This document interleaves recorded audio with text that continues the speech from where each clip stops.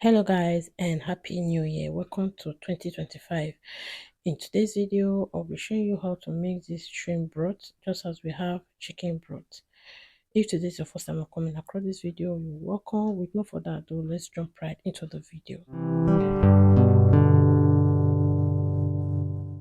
This is one of the ingredients I'll be using. I'm using this big shrimp. You can use prawns as well.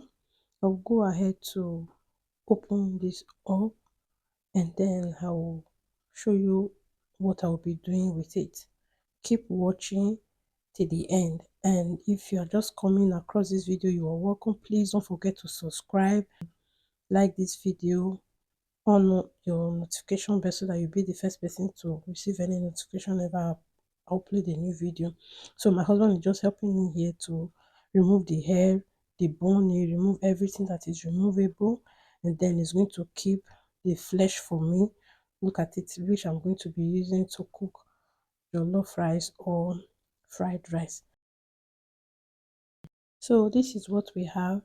So I'm going to go ahead to set this aside. Now, these are the other ingredients I'll be using: celery, onions, I have bay leaf, I have carrot, I have fresh parsley. So I'll be using all these ingredients for this broth. If you have any other thing you want to add to it, you can also go ahead to add them to it. I went ahead to wash the head and the tail of the shrimp. Here I also went ahead to wash all the leaves, all the ingredients that I'll be using. Even the carrot, I removed the back. I washed everything. Now in the clean pot, I'll go ahead to add olive oil. I'll be using olive oil for this. You can use vegetable oil, but I choose to use olive oil. I'll allow this to hot for some minutes, and then I'll go ahead to add the shell, the skin, and the tail, and then I'll go ahead to toast this for some minutes before adding the next ingredient. Thank you guys for watching so far. Please don't forget to subscribe and like. Now I'll be adding all my vegetables, the fresh parsley, celery, onions, and carrot.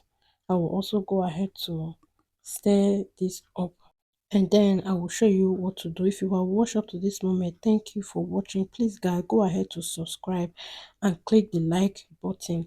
Now I'll be adding some salt, and then I'll go ahead to mix everything together. Next I'll be adding some water.